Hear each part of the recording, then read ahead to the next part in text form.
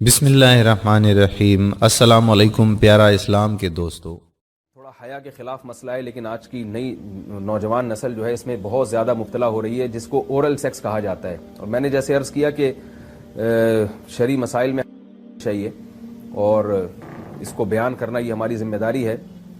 تو یہ چیز بھی انگریزی فلموں سے اور فحش فلموں سے ہماری نئی نسل میں بہت تیزی سے سرایت کر رہی ہے، اور لوگ اس بارے میں علماء سے بہت زیادہ مسائل پوچھتے ہیں، خواتین بھی پوچھتی ہیں جو اس میں مبتلا ہیں۔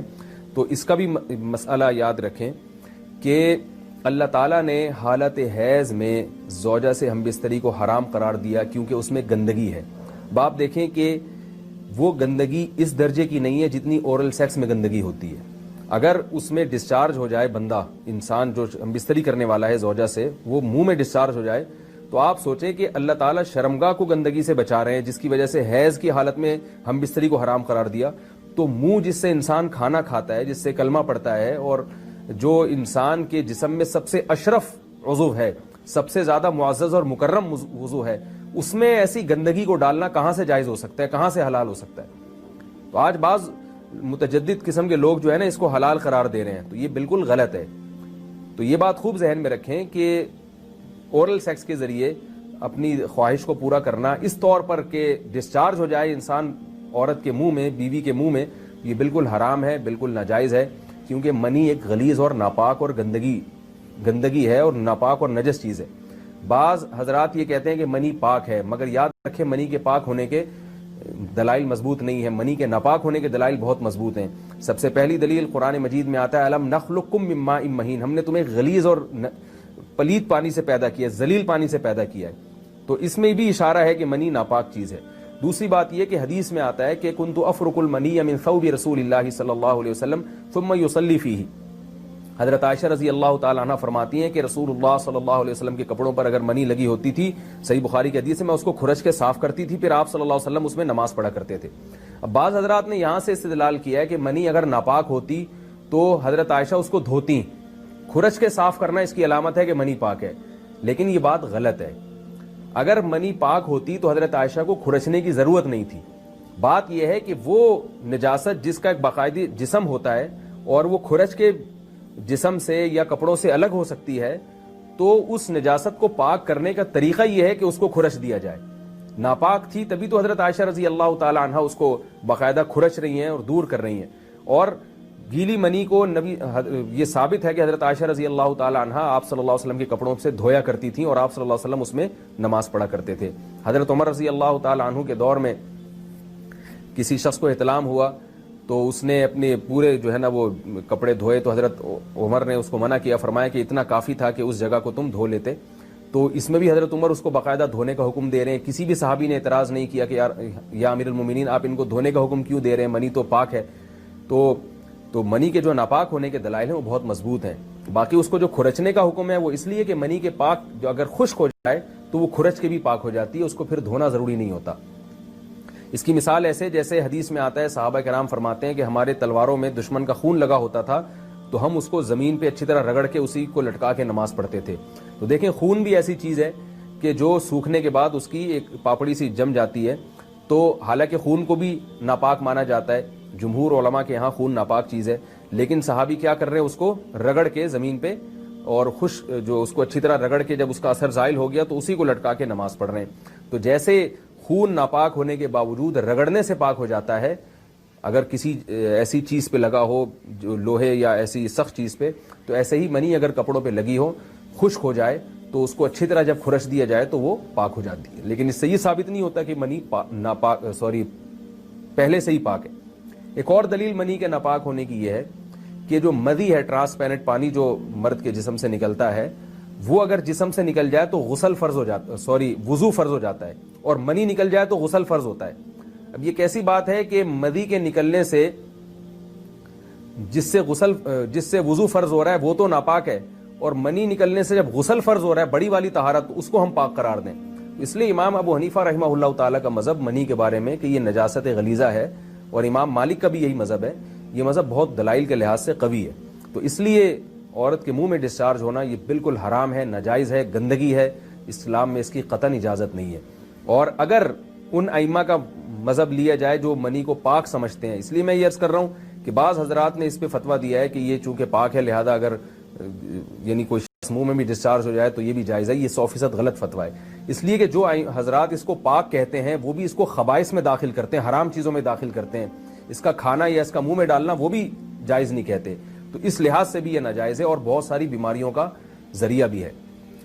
دوسرا مسئلہ یہ ہے کہ اگر کوئی ڈسچارج نہیں ہوتا اورل سیکس کے ذریعے تو اس کا شرعی حکم کیا ہے؟ تو اس کا حکم یہ ہے کہ یہ انتہائی سخت درجے کا مکروہ ہے, ناپسندیدہ عمل ہے. اور اس کے سخت درجے کے مکروہ اور حرام نہیں ہے لیکن بہت زیادہ ناپسندیدہ اور شریعت کے مزاج کے بالکل خلاف ہے. اور اسلامی کلچر میں اس کا کوئی تصور نہیں تھا. یہی وجہ ہے کہ فقہائے کرام کے ہاں اس چیز کا تذکرہ بہت ہی محدود پیمانے پر ملتا ہے. یہ اس کی علامت ہے کہ مسلمان معاشرہ اس چیز سے بالکل بھی واقف نہیں تھا کہ یہ کیا ہوتا ہے. تو یہ چیز غیروں سے آئی ہے, غیر مسلموں سے ہمارے معاشرے میں, جو ان کی موویز دیکھ دیکھ کے, فحش فلمیں دیکھ دیکھ کے نوجوانوں میں اس چیز نے سرایت کیا. ورنہ یہ انسان طبی طور پر اس عمل سے بہت زیادہ نفرت کرتا ہے. کوئی بھی شریف الطبع آدمی ذہنی طور پر اس کے لیے تیار نہیں ہوگا. تو میں پھر بھی یہ کہہ رہا ہوں کہ بہرحال علماء اس کو ناجائز اور حرام نہیں سمجھتے, اس لیے کہ میاں بیوی ایک دوسرے سے جس طرح سے چاہیں استمتاع کر سکتے ہیں, لیکن سخت ناپسندیدہ بہرحال ہے اور مکروہ چیز ہے اور اس قابل نہیں ہے کہ اس کی حوصلہ افزائی کی جائے. یہ اس کے بارے میں ہے کہ جب یعنی جو ہے وہ ادخال کیا جائے اس فم کے اندر, اس جو ہے مرد اس میں باقاعدہ جو ہے وہ تلذذ حاصل کرے. اگر ایسا نہ ہو بلکہ باہر سے استمتاع کیا جائے, جیسے بعض جگہ ایسا ہوتا ہے کہ کیا نام ہے عورت کو اس چیز سے گھن آتی ہے کہ وہ اپنے منہ میں اس گندگی کو لے کر جائے, تو پھر بعض شوہر زوجہ کو مجبور کرتے ہیں کسنگ وغیرہ پر, تو یہ کم درجے کی کراہت ہے. یعنی یہ بھی ناپسندیدہ تو ہے مگر یہ اس درجے کا مکروہ, اس درجے کا ناپسندیدہ نہیں ہے.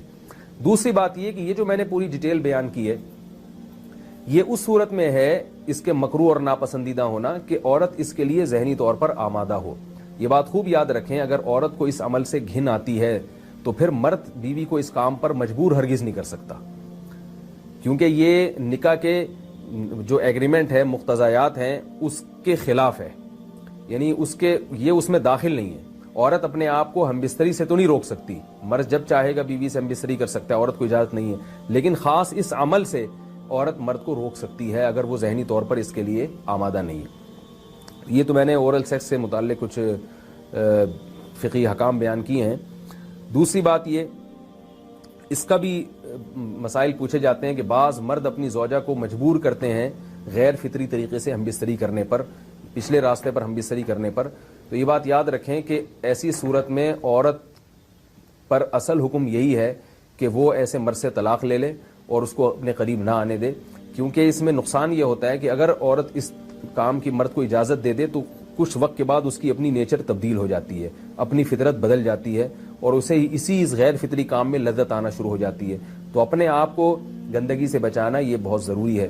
اور اگر وہ یہ سمجھتی ہے کہ طلاق کے بعد اس کے دوبارہ نکاح نہیں ہوگا, اس کی زندگی تباہ نہیں ہوگی, تو پھر سخت مجبوری میں اگر مرد اس کو دھمکیاں دیتا ہے مارنے کی یا طلاق کی, تو ایسی مجبوری میں پھر اللہ کی رحمت سے امید ہے کہ گناہ صرف مرد کے کندھوں پر ہوگا. ایک اور علمی نقطے کی بات ہمیں یہ پتہ چلتی ہے اس آیت میں کہ نساؤکم حرث لکم, اللہ تعالیٰ نے نکاح کا بنیادی مقصد حرث بتایا ہے, یعنی نسل بڑھانا. تو یہ جو فیملی پلاننگ والے آج جس دعوت کو لے کے چل رہے ہیں کہ بچے دو ہی اچھے, یہ جو پوری دنیا میں ایک تحریک چل رہی ہے, یہ قرآن و سنت کے 100% خلاف ہے. قرآن کے واضح نصوص اور احادیث تو اس بارے میں بہت ہی تفصیل سے ہیں. میری جو کتاب ہے ایک سے زائد شادیوں کی ضرورت کیوں, اس میں تقریباً 50 صفحے میں نے صرف اسی پر لکھے ہیں کہ اسلام نسل بڑھانے پر بہت زیادہ حریص ہے.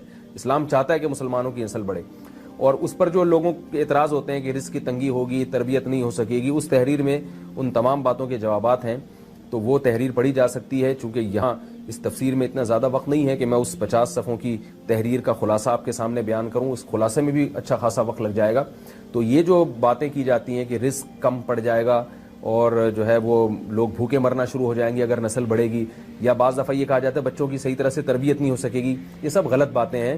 یہ اس کو کہتے ہیں نقطہ بعد الوقوع, کہ ایک کام الٹا پہلے ہم نے کر لیا ہے, اب اس غلط کام کو صحیح کرنے کے لیے ہم بہانے تلاش کر رہے ہیں. تو یہ نسل مسلمانوں میں جو کم ہوئی ہے اس لیے نہیں ہوئی ہے کہ بچوں کی تربیت نہیں ہو رہی تھی, بلکہ یہ میڈیا کے ذریعے جو پروپیگنڈا ہوا ہے اس پروپیگنڈے سے متاثر ہو کر 2 بچوں والی پالیسی پر لوگ آ رہے ہیں.